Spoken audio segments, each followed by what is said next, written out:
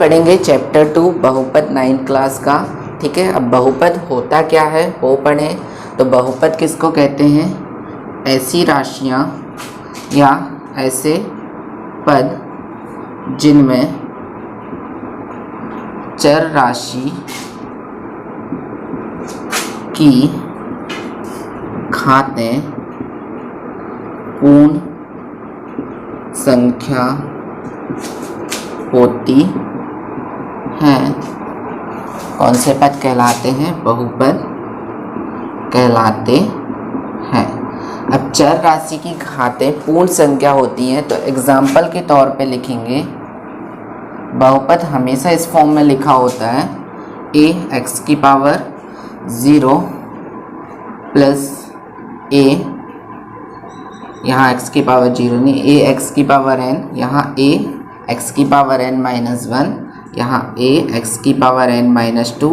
इस तरीके से ये चलते रहता है आपका a x की पावर n माइनस n तक।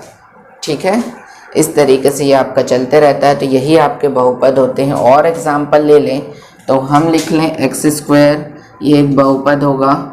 2x स्क्वायर प्लस 2 ये एक बहुपद होगा।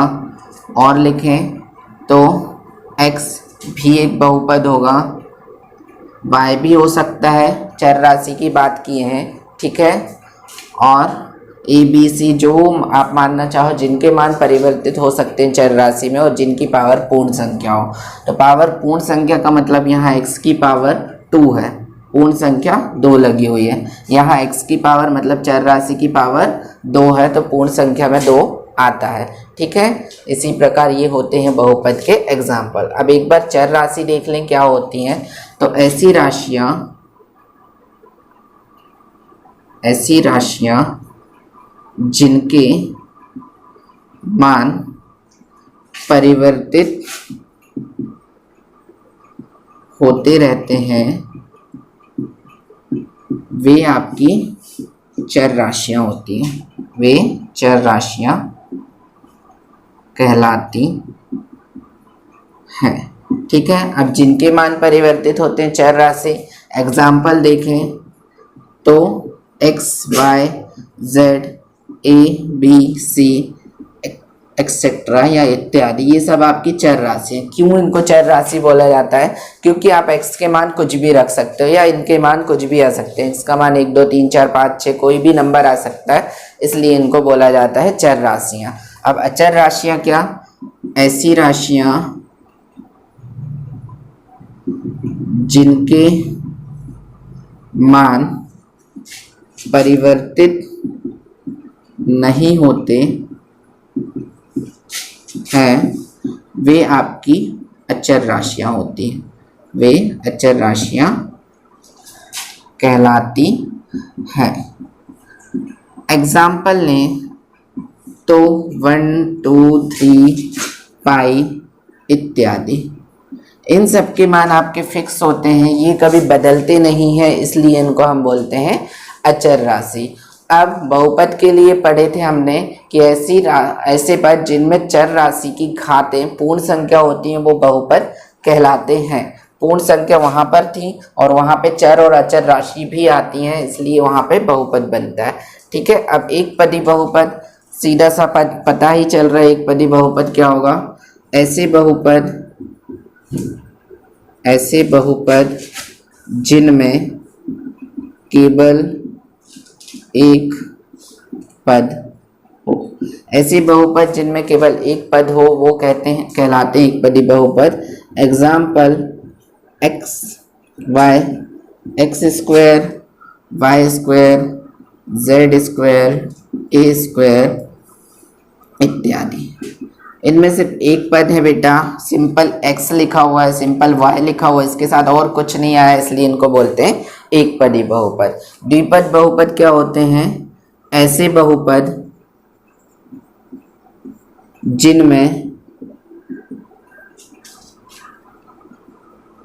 जिनमें दो पद हो वो कहलाते हैं आपके द्विपद बहुपद। अब दो पद कैसे? हम लिख लें एग्जाम्पल x प्लस 2, एग्जाम्पल लिए x प्लस 2, तो एक पद ये हुआ, एक पद ये हुआ, तो ये हो गया द्विपद।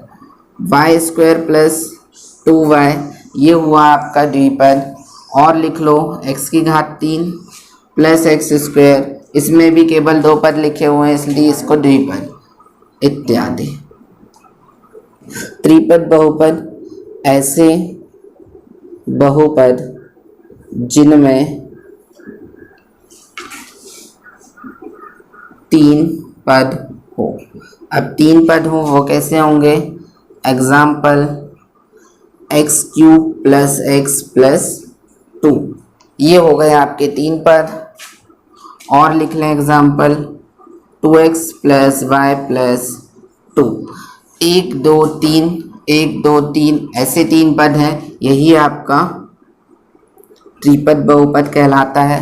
ठीक है, फिर बात करें शून्य बहुपद की, तो ऐसे बहुपद जिनमें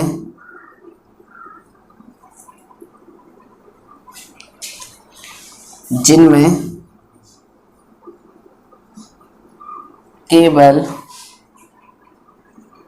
अचर राशियां होती हैं। ऐसे बहुपद आपके शून्य बहुपद कहलाते हैं, केवल अचर राशि होंगी। तो एग्जाम्पल 1 2 3 इन्फिनिटी तक मत लिखो, ये चलते रहता है इत्यादि। ये आपके क्या हैं? शून्य बहुपद। ऐसे बहुपद को हम शून्य बहुपद बोलते हैं। एक्स स्क्वायर आपने पढ़ चुका है, ये बहुपद है बेटा। यहाँ पे चर और अचर राशि होती है, इसके सामने जो लिखा हुआ है वो होगी आपकी अचर राशि।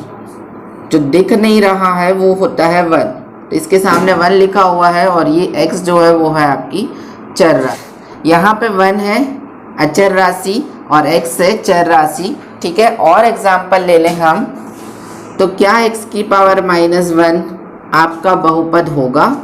तो x की पावर -1 बहुपद नहीं होता बेटा, क्योंकि चर राशि की अधिकतम घात, चर राशि की घात आपकी होनी चाहिए होल नंबर या पूर्ण संख्या।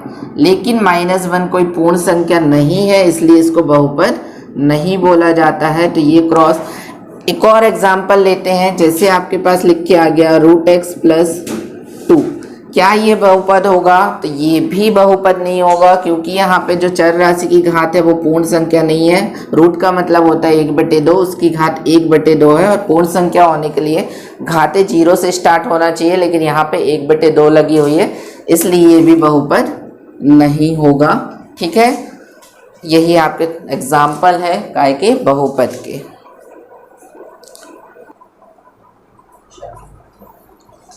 अब करेंगे 2.1 का क्वेश्चन नंबर फर्स्ट। क्वेश्चन बोलता है निम्नलिखित व्यंजकों में कौन कौन एक चर में बहुपद है और कौन कौन नहीं है, कारण के साथ अपने उत्तर दीजिए। ठीक है, ये क्वेश्चन बोलता है आपका, और क्वेश्चन ये लिखे हुए हैं। अब इसमें आपको बताना है कौन कौन बहुपद होगा। तो बहुपद की परिभाषा होती है कि जिसमें चर राशि की घातें पूर्ण संख्या हो। हम वही चेक करेंगे। ये हुई चर राशि, यहाँ पे चर राशि की घात पूर्ण संख्या है, क्योंकि पूर्ण संख्या 0 1 2 3 ऐसे चलते जाती है। तो यहाँ पे x की घात 2 है, यहाँ पे भी 1 है, तो ये बहुपद है। ठीक है, ये होगा आपका बहुपद। अगर ये बहुपद है तो आपको रीजन भी बताना है। तो रीजन में क्या लिखोगे बेटा? यहाँ पे चर राशि की घात पूर्ण संख्या है। ठीक है, ये आपको रीजन देना है। दूसरा करते हैं y² प्लस √2। तो यहाँ पे बेटा हमेशा अपन को चर राशि देखनी है, अचर राशि से कोई मतलब नहीं। तो √2 जो है वो आपकी अचर राशि है। सिंपल y² देखेंगे तो y² की घातें, y की घात कितनी है? 2 है, और पूर्ण संख्या में 2 आता है, तो आपका बहुपद है। ये भी एक बहुपद होगा। ठीक है, अगले क्वेश्चन की बात करें तो यहाँ क्वेश्चन सॉल्व करने के लिए 3 और जो √t होता है उसको लिखते हैं t की घात 1/2। रूट का मतलब हमेशा होता है घात 1/2 प्लस t√2। अब ये क्वेश्चन में देखें हम तो एक जगह पूर्ण संख्या घात दी है, t की घात कितनी है? चर राशि की 1, और दूसरी जगह 1/2 है। तो पूरे में आपकी पूर्ण संख्या होनी चाहिए। यहाँ पे एक संख्या आपको दे दी गई है कि उसकी घात कितनी है, 1/2, तो ये बहुपद नहीं होता, बहुपद नहीं है, क्योंकि एक पद में आपकी जो घातें हैं वो कितनी है, 1 है, मतलब पूर्ण संख्या, लेकिन दूसरे पद में घातें पूर्ण संख्या नहीं है, इसलिए ये बहुपद नहीं होता। थर्ड वाली कंडीशन की बात करें तो y प्लस 2/y का मतलब होता है y की घात -1। ठीक है, ये फॉर्मूला आपने पढ़ा होगा, 1/y बराबर y की घात -1, ये होता है, तो हमने वैसे ही लिखा। अब इसमें भी एक पद में जो आपकी घात है वो 1 है, लेकिन दूसरे पद की बात कर लें तो घातें -1 है, इसलिए सब में पूर्ण संख्या होनी चाहिए, इसलिए ये भी बहुपद नहीं है। एंड फिफ्थ क्वेश्चन पे आए अपन, तो यहाँ पे सबकी घात चर राशि है सारी, और चर राशि की घातें यहाँ पे पूर्ण संख्या है, इसलिए ये बहुपद है। ठीक है, ये होते हैं आपके क्वेश्चन सॉल्व। चलिए अगला क्वेश्चन है अपने पास, निम्नलिखित में से प्रत्येक में x² का गुणांक बताइए। आपको इसमें x² का गुणांक बताना है। पहले तो हम गुणांक जान लें क्या होता है। अगर हम एग्जांपल लें x, तो बेटा जो इसके सामने जो टर्म लिखी होती है उसे बोलते हैं x² का गुणांक। तो यहाँ कुछ दिख नहीं रहा, उसको बोलते हैं 1, तो यहाँ पे x का गुणांक होगा 1। अब इसी पे आपसे कोई पूछ ले x² का गुणांक कितना होगा, तो जब आपके पास x² यहाँ लिखा ही नहीं है तो उसका गुणांक हमेशा हो जाएगा 0। जो लिखा है आप सिर्फ उसका गुणांक बता सकते हो, और हमेशा चर राशि का गुणांक पूछा जाएगा आपसे, अचर राशि का नहीं पूछा जाता। अब हम रीज़न लिख लें, क्वेश्चन लिख लें 2x प्लस 4x², और हम पूछें x² का गुणांक, तो यहाँ पे x² का गुणांक होगा, आपके पास x² के सामने 4 है तो 4, और लिख लें x का गुणांक पूछे सेम क्वेश्चन में, तो यहाँ पे आपके पास x का गुणांक होगा, x के सामने लिखा हुआ है 2, इसलिए अब करते हैं क्वेश्चन। ठीक है, क्वेश्चन के हिसाब से अब देखते हैं, आपको पूछा गया है x² का गुणांक बताना है। क्वेश्चन पढ़े 2 + x² + x² का बताना है, तो बाकी किसी से लेना देना नहीं है, x² के पास आए। देखिए इसके सामने कितना है, जो दिख नहीं रहा वो होता है 1।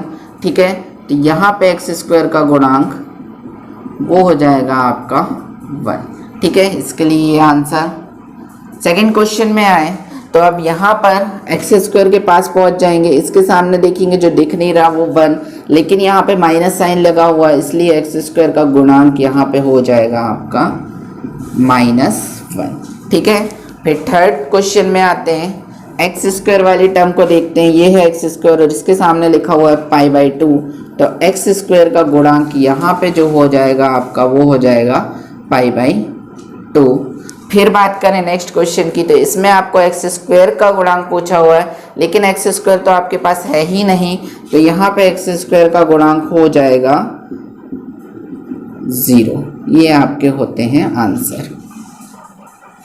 करेंगे थर्ड क्वेश्चन। थर्ड क्वेश्चन बोलता है 35 घात के द्विपद का और 100 घात के एक पद का एक एक उदाहरण दीजिए। तो पहले द्विपद देख लें होते क्या हैं, जिनमें दो पद हों, जैसे x + 2, 2x + 2, x² + x। इसमें हमेशा दो पद हैं तो इसको बोलते हैं द्विपद।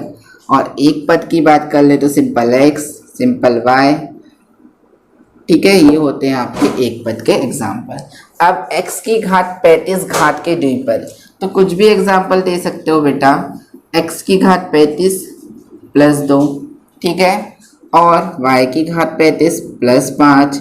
एक और एक दो पद हो गए और घात भी कितनी हो गई, 35। ठीक है, ये होगा x आपको 35 घात वाले एग्जाम्पल।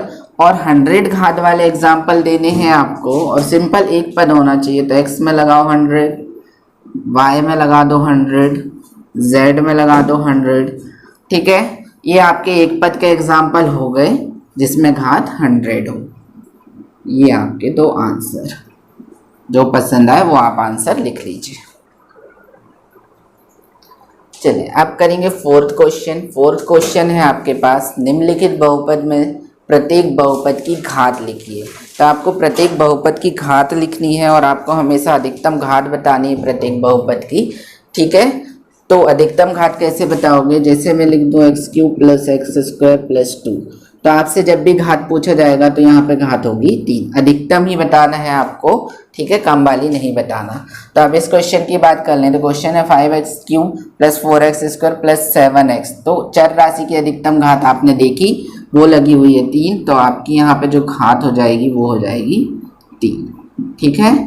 अगले क्वेश्चन की बात करें तो यहाँ देखेंगे अपन चर राशि की घात कितनी लगी हुई है अधिकतम।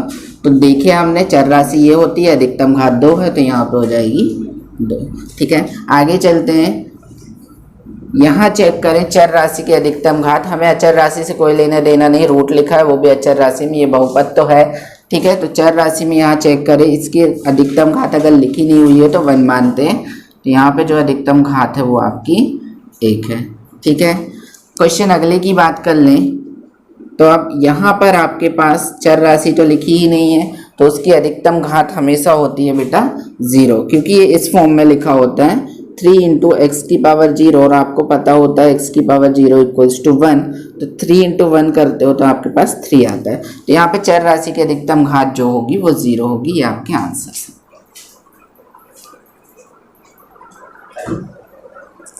चलिए अब करेंगे क्वेश्चन 5। यहाँ पे आपको बताना है कि इन बहुपद में से कौन कौन आपके रेखिक बहुपद हैं, कौन द्विघाती है और कौन त्रिघाती है। पहले हम जान लें कि रेखिक बहुपद होते क्या हैं। तो रेखिक बहुपद बेटा जिसमें चर राशि की अधिकतम घात, चर राशि की अधिकतम घात 1 होती है। रेखिक बहुपद में हमेशा चर राशि की अधिकतम घात होती है। द्विघात नाम से ही पता चल रहा है, यहाँ पे अधिकतम घात आपकी 2 होगी, और त्रिघात इसका भी नाम से पता चल रहा है अधिकतम घात 3 होगी, ठीक है। ये होंगे आपके रेखिक, द्विघात और त्रिघात। अब क्वेश्चन पे चलते हैं, आपको अधिकतम घात ही चेक करनी है बेटा। तो एक्स स्क्वायर प्लस एक्स लिखा हुआ है, तो सबसे अधिकतम घात एक्स स्क्वायर है, तो इसको बोलते हो आप द्विघात। ये आपका है द्विघात बहुपद। आगे क्वेश्चन सॉल्व करें तो x माइनस एक्स की घात 3, तो यहाँ पे जो अधिकतम घात है चर राशि की, ये भी चर है ये भी चर है, पर हमको अधिकतम घात देखनी, यहाँ 1 है यहाँ 3 है, तो ये होगा त्रिघात, क्योंकि अधिकतम घात 3 है, इसको त्रिघात बहुपद बोलते हैं, ठीक है। आगे चलते हैं, y plus y square plus 4, ये लिखा हुआ है। अब चर राशि की अधिकतम घात y की तो 1 है, लेकिन यहाँ पे 2 है, तो इसको बोलोगे आप द्विघात बहुपद, द्विघात बहुपद। फिर आगे चलें तो 1 प्लस एक्स लिखा हुआ है, हमको चर राशि की अधिकतम घात देखनी है, तो यहाँ पे अधिकतम घात है 1, और जो भी घात 1 होती है उसे बोलते हैं हम रेखिक बहुपद, तो ये होगा आपका रेखिक बहुपद। आगे चलें 3t, यहाँ पे चर राशि t है, इसकी अधिकतम घात 1, तो इसको बोलोगे आप रेखिक बहुपद, ये भी होगा आपका रेखिक बहुपद। अब थोड़ा और आगे चले तो आर स्क्वायर, तो यहाँ पे है चर राशि की अधिकतम घात 2, तो इसे आप बोलोगे द्विघात बहुपद, द्विघात, द्विघात बहुपद, ठीक है। फिर आगे चलें तो 7x क्यूब, चर राशि की अधिकतम घात 3 है, तो ये भाई साहब हो गए आपके त्रिघात बहुपद। ये हैं आपके सारे आंसर्स।